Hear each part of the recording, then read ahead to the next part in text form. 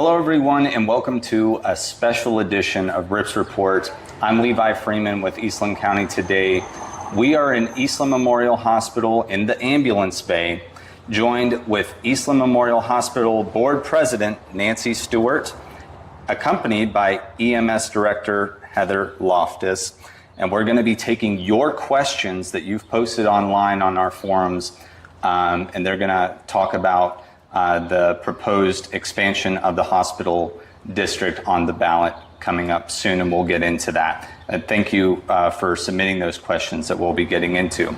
To start things off, could you both tell us a little bit about yourself?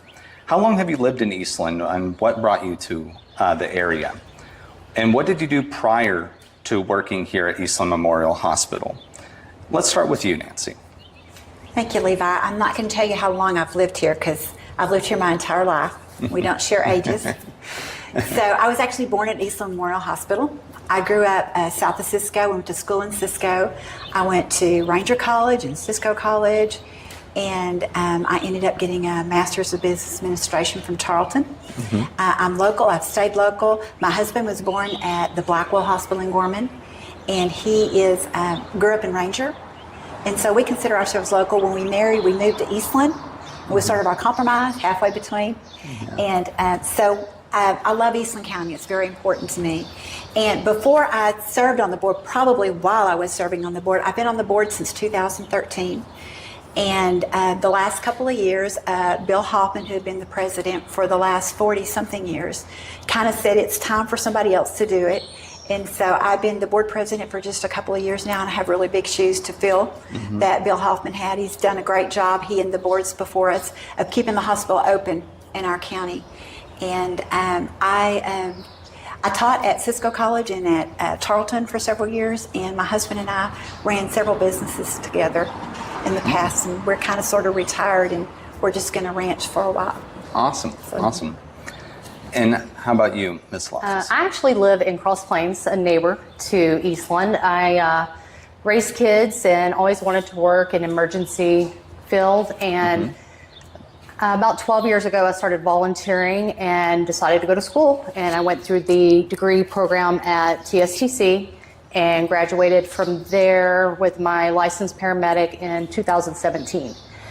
During that time, I was doing clinicals, and I did a lot of clinicals in Eastland. And so when I graduated, I wanted Eastland to be my first pick for employment because of the experience, especially on the EMS service. We have a lot of individuals that have years and years of experience. So that's a little bit about me. And I've actually been in this position as a supervisor for a year. Awesome. Well, thank you for your service, and thank you for your long commitment to the area. Nancy, what is the size of the current hospital district in Eastland County, and how did this come about? Thank you, Levi. And I have a map here. It may be a little difficult to see, but there are other versions that the paper has put up for us. But Eastland Memorial Hospital District is about the size of the school district that Eastland had in 1989. Over here, Cisco had a hospital in the district. Ranger had a hospital in district, and there was a Southern Eastland County district. So basically, this is the only area that was available for the hospital district at that time. And it's one of the smallest hospital districts in the state of Texas, and we also have one of the lowest tax rates of any district in the state of Texas. So in 1990, both the Cisco Hospital and the Ranger Hospital closed down. The Gorman Hospital the Blackwell Hospital had closed down a little before that. And so since 1990, the only hospital in Eastland County has been in Eastland, and it's been serviced by this small district. I see. And that's why it's so small. Yes, I see. Yeah, some of these carve-outs here in the district from its prior hospital districts butting up against it. Yes, and since then, all these hospital districts have been closed down. Okay. Well, that's good to know. Tell us a little about the hospital district expansion that is on the May 3rd, 2025 ballot. What would be the new boundaries in that proposal?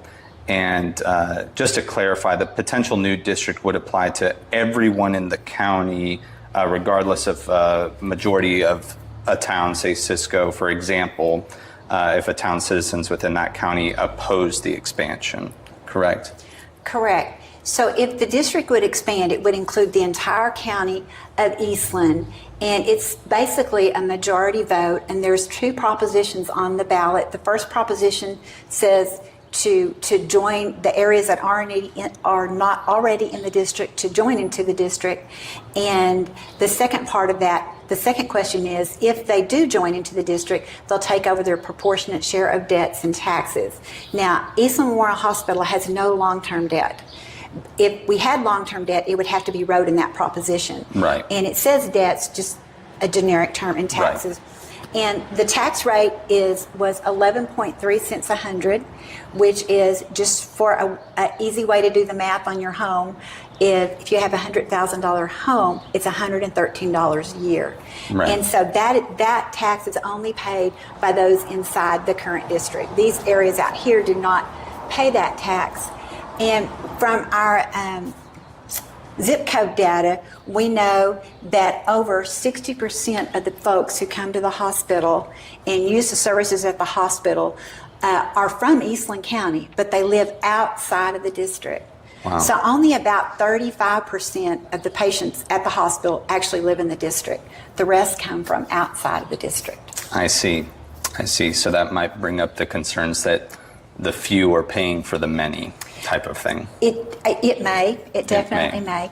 And there's also an election that takes place inside the district, and the people inside the district have the same two propositions, and it would need to be a majority vote on both of them as well for it to pass. So there's two basically different elections, but they're identical. But this would be one area with the vote, and then this is the other area with the vote. Two area elections. Yes. Okay, understood. One of our subscribers asked this question. Rudy Javera asked, if the tax base expands, will the people currently paying taxes see a decrease? Will the people that are already in here see a tax decrease? That's Rudy's question. The plan is, and the way it works, is this one would have the same tax rate it's had. Now, that varies every year depending on how the appraisal district figures the no new funds rate for your taxes. And then the ones outside would pay that same rate. Yes. So it wouldn't technically lower the taxes of the folks inside the district. Right. It would just have the entire county paying for the district. And that's beneficial because last year the hospital gave $6 million in charity care to the entire county. But the only tax base that's helping support that is inside the district. And we'd like to include the entire county because we serve the entire county, and yes, we give charity care and all types of services to the entire county. Okay, well, thank you for answering Rudy's question there, and thank you for asking that question, Rudy. Our next question. How will the expansion affect the ambulance services in Eastland County? So if the district expands, currently the ambulance service covers most of Eastland County. Ranger has their own ambulance and they service their own ambulance. And if the district were to expand, Ranger just keeps their ambulance. If that's their wishes, they definitely keep the ambulance. I've told folks there's a lot of things hospitals are required to provide, but ambulance service is not one of those. And so every city could technically have their own ambulance service.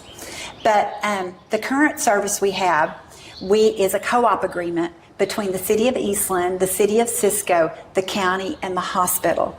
And the hospital runs it, takes care of all the overhead, the hiring, the payroll, the collections, all of that stuff. And the losses that the ambulance service incurs, because any ambulance service is going to incur losses, are covered by the partners in that co-op. So every year we have a budget. In fact, I think we're having a co-op meeting next week where we present what we think we're going to need in subsidies from them to run the ambulance service that year. And the county pays quite a bit more because quite a bit more of the area has to do with the county than just the other cities. And so that probably will not change. I don't really see it changing unless folks want to change it. Right. If but that's how it's run, and it does a really good job. Heather can talk more about the ambulance service too, but I know ambulance services to me is one of the most important things the hospital does provide, because when you have an emergency, you want an ambulance and you want it close. And our co-op agreement has an ambulance here in Eastland, and we put an ambulance in Cisco, and all Cisco has to do is house that ambulance and provide places for the EMTs and the paramedics to stay. Okay. So we put one. We actually put two in each. Well, we have two trucks in each, but trucks. one primary 911 truck available 24/7. Okay, let me share. And then Ranger has their own ambulance that's stationed in Ranger. Very good. This leads to a question from Walter Fairbanks. Thank you for this question, Walter. He asks, will this eliminate the taxpayers of the city of Cisco and Eastland from having to pay for the ambulance twice? For instance, paying your taxes plus the co-op contract. It would be nice if it would, but EMS is one of our biggest losses, and it is a service to the entire area, so we have no plans of changing that. Now, I never know what the future is going to hold, but for right now, there are no plans to change that. And Eastland is inside the hospital district, and it has been paying those subsidies since this co-op agreement started. And the co-op agreement started, I believe the areas brought in an outside company that just charged, and they just left one day. We had no ambulance service, and so that's how the co-op agreement came about. You know, Yeah. the entities got together and said, we have to have ambulance service. How are we going to make it happen? I see. And so that was a community effort to have the co-op agreement with the ambulance service. Absolutely. Well, thank you for clarifying that. Now we're going to turn our attention to you, Heather, and thank you so much again for being here on the topic of ambulances and the EMS services. What kinds of services does the ambulance service provide in Eastland County? Okay, so we have an ALS ambulance stationed at Eastland and Cisco 24/7. That ambulance requires a paramedic and a EMT basic or intermediate to be in service so that they can have ALS care. That's Which- advanced life-saving. Yes, so ALS care would involve IVs, cardiac medications, cardiac treatment, respiratory emergencies, lots of things like that, that we can get the patient stable and get them to where they need to go, whether it's Eastland Hospital, ER, or flight.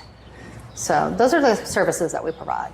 Awesome. Very, very important. And how many calls for ambulance service do you get regularly in a year, in a month, something along those This lines? last year, it was a little over 2,600, so we ranged 2,600 calls to 2,700 a year. Wow. So that's anything from car wrecks to lift assist to just some assessment. Somebody needs to be checked out to a CPR. Yes. So. Lots of calls coming out. What types of certifications do the ambulance attendants have, and what levels of care are they able to provide? Okay, so the paramedic that works on the truck, which you have to have the paramedic to make it an ALS, an advanced care, they usually go through a program, or they can go through a degree program like I did, and it's usually 18 months to 2 years. So and they receive their license through the state of Texas. And the same thing for an EMT basic, it's about 6 months, and they're licensed through the state of Texas. And so you have to have those two individuals to have a 911 truck. Right. That's ALS. Now, you can run BLS trucks that are two EMTs, but they can't use the advanced medications and stuff like that. Right. So that's the requirements. Okay. Now, we hear a lot of talk about the air ambulance. Can you tell us how the EMS services utilize the air ambulance and what types of medical emergencies are necessary for the air ambulance to be called, or air evac? Yeah, so we have air evac here in Eastland County, 115. They're the service we usually call first. There are other services out there. They are not just allocated to Eastland County. They respond to other counties. So we will call them if our patient is critical, needs a specialty service that we can't provide, or they need to get to a larger hospital in a timely manner. So they're like a secondary resource for us. So we'll use them, and the hospital will too. We probably request, EMS does in ER about 15 calls a year. A month. 15 calls a month is the average. But you can't just call them. It has to be a medical personnel or first responder that requests their service, and it has to be for a justifiable medical emergency or trauma. So. Yes. Yeah. So you can't just go there, I'm in a lot of pain, I need to go somewhere else. It doesn't work like that. Unfortunately, no. Yes. We now want to turn our attention back to our subscriber questions and concerns about the expansion of the hospital district. And thank you, Heather, for all that information. Wesley Duncan, along with several other subscribers, brought up the concern about a $54 million that are currently in the bank account, which equates to about 2 years' worth of operating budget. They are wanting to know why the hospital needs more funding with that much sitting in reserves based on what they're seeing on reports online, for example. And that's a great question. So the hospital, first off, our audited financial statements are on the website, and you can pull them down and look at those. And the way we are funding our hospital right now is through participation in a program that was designed for nursing homes, but the nursing homes had to be government nursing homes, and not many are. So they actually partner with Eastland Memorial Hospital, and we become record owner of their provider number. And because of that, all their funds will flow to Eastland Memorial Hospital, and those funds must show up on our financials. So when you look at those financials online, you're going to be seeing nursing homes, and you basically need to subtract everything that says nursing home out to find out what the hospital actually does. And so the hospital runs a loss every year. Since I have been on the board, maybe 1 year, maybe my first year on the board, and that was with all of the tax revenue from the district, did it actually break even. Wow. And so that program, we call it QIP, Quality Incentive Payment Program. And that program, we get a small percentage of what the nursing homes receive for partnering with them and helping them. We get a small portion of that, and that small portion is what has kept our hospital open, probably for the past close to 10 years that we participated in it. And we never dreamed it would last that long, and we're very thankful for it. And it's a good program. We don't get as much from it now as we used to because everybody in the state participates in it. Yes. And so it's been diluted down. But from our first few years of working with it, we were able to save up money. And he may be talking about, we have about $50 million in savings. And we would like to be able to cover our losses from the entire county and be able to use that $50 million to renovate or for new construction. Our hospital was built in the new part of the hospital was built in the 70s.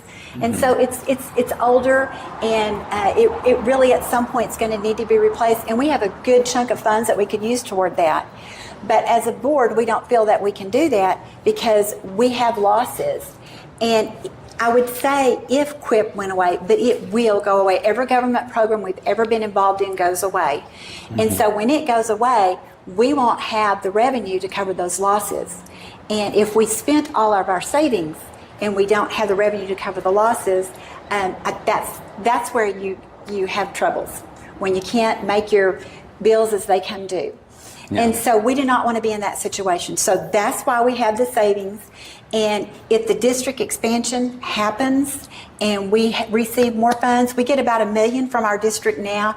It's estimated by the appraisal district that we could get another $2 million from if we expand it. That would give us $3 million to cover those losses.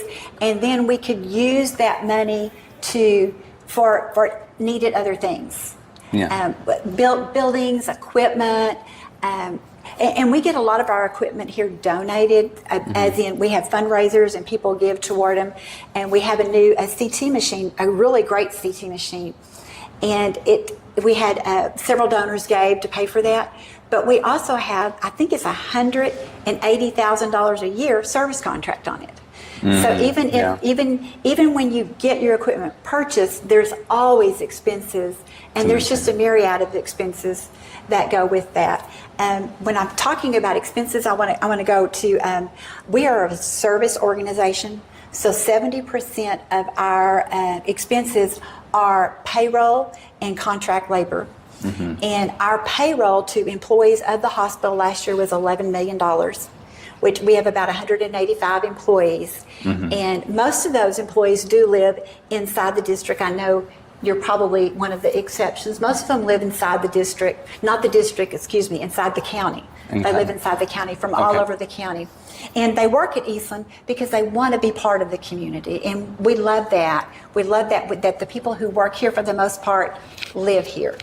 Now, I can't say that for our doctors in the ER because our local doctors, turned that back over to us. They didn't want call. So we contract with a company that brings ER doctors to us. And so we get ER doctors from all over, and we can get really skilled doctors from the Metroplex, from different areas that come in. So it's not necessarily a bad thing, but our ER is staffed 24/7 with a doctor.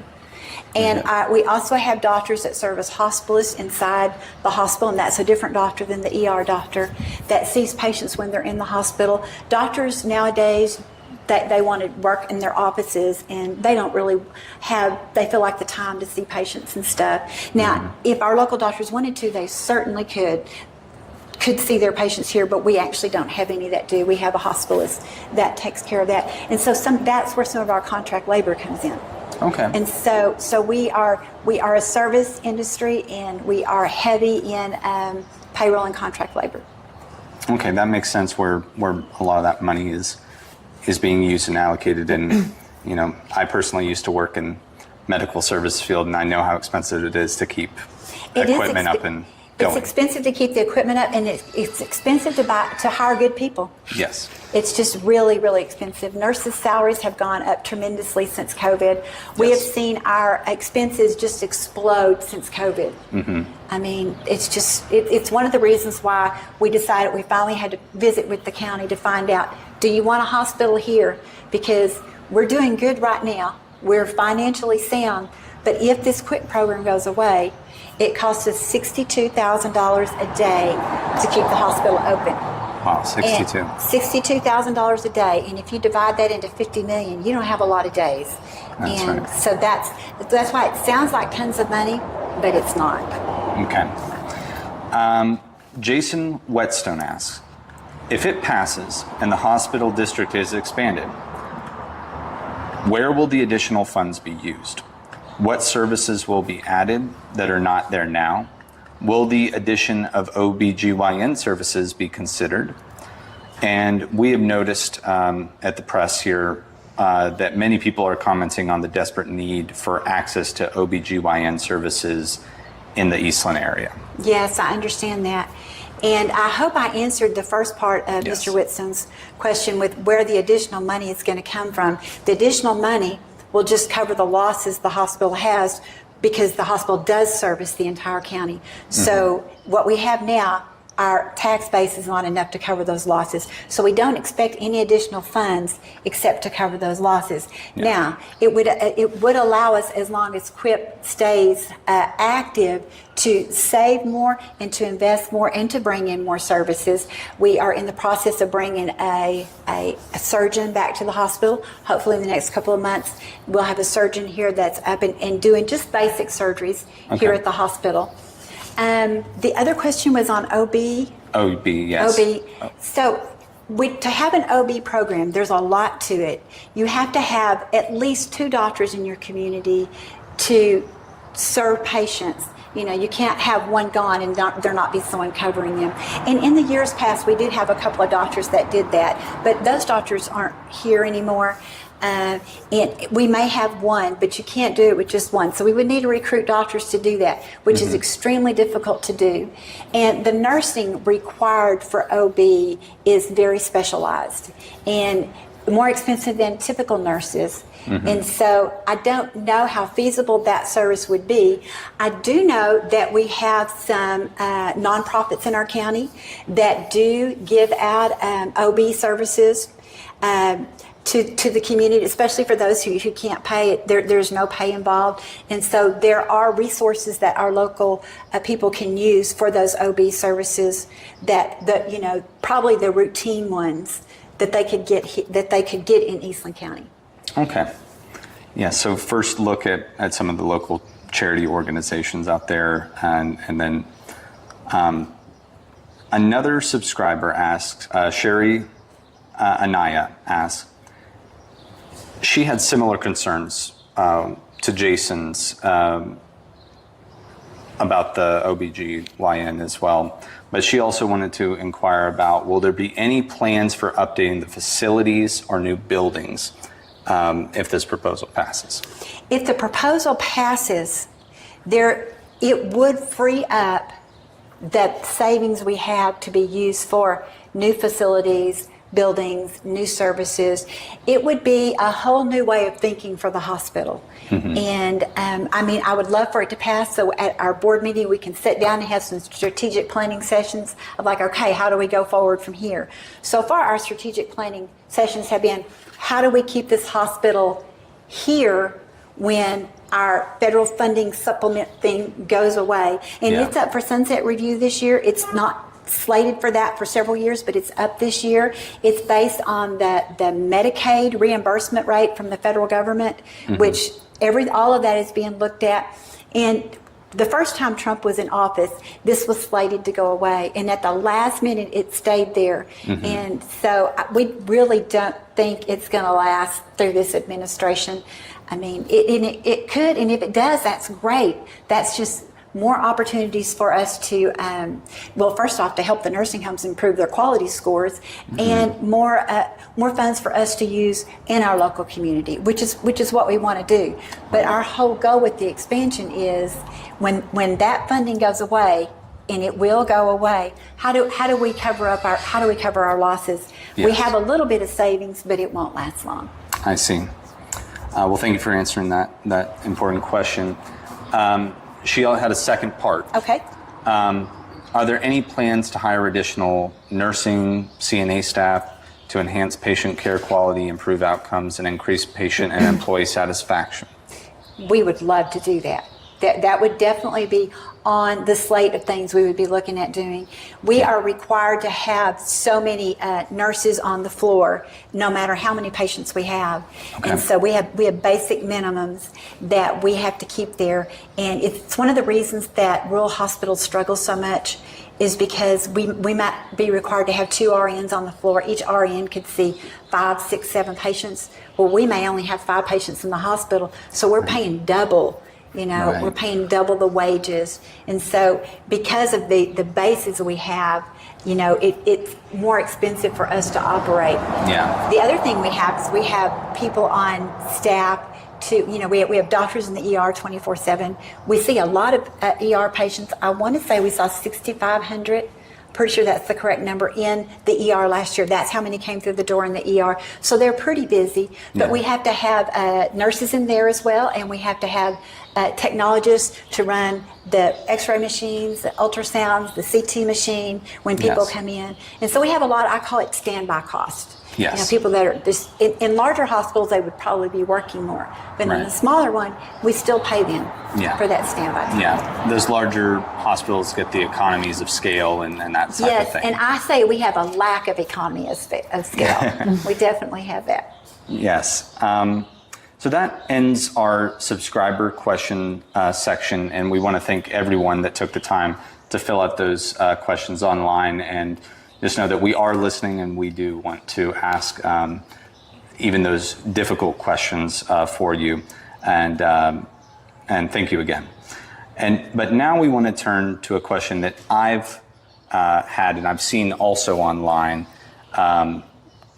What is the urgency on passing this expansion now versus, for instance, waiting till after we know for sure the results of the sunset audit on the federal funding that the hospital is currently so reliant upon? This district expansion, we call it a proactive measure. We don't want to be in trouble before we let the entire county and the community know that the hospital's here, and if it's going to stay here, it needs support from the entire county. So we don't want to wait until we're saying we need to expand the district. If it doesn't expand, the hospital could close. There have been hospitals that have waited to that point, and they ran those district expansions, or districts just to begin with, and they did not pass. And the day after the election, they put a closed sign on the front door. We do not want to be that hospital. We want to be fiscally responsible as a board. We're looking forward. We're looking to the future. We don't want to be in a bind. We don't want the county to be in a bind. We don't want our employees to be in a bind. I mean, it would be one thing to wake up one day and say, hey, the hospital's closed. You don't have a job anymore. You know, and that is not our goal. We do not operate that way. We like to be as transparent as possible with the community, which is why we're bringing it forward now. Yes. Well, I appreciate being proactive with it. On no matter what happens with it, at least knowing ahead of time in any way is good for the community. It is good, and it gives the community an opportunity to tell us how important having a hospital and emergency services is to the county, which if it doesn't pass, then we have a whole nother way of thinking. What services are we going to cut? What can we do so that when this does happen, we can come closer to breaking even? Right. And I don't want to have those conversations. Yes, we don't want to have. But we may have to. Yes, I understand. Don't want to cut things just to stay alive. To cut, yes. But now this is a question for you both. In your respective roles. Okay. If funding wasn't an issue, what would you like to see changed at Eastland Memorial Hospital? Let's start with you, Heather. Okay. I would love to have a third crew, a third ambulance on call 24/7 so that we could take care of the residents and our patients at the hospital that need transport or transfers to other hospitals as far as Plano. This time we can't go that far because we only have 2 911 trucks. So when one of the trucks leaves, it leaves one truck to cover a large area. Yes. And so that would be what I would want, a third ambulance, a third crew. Yes. Give you expanded service area. Yes, and relief for the Yes, others. and relief, yes. So if funding was not an issue, I would love for us to have new facilities here in Eastland, new hospital facilities.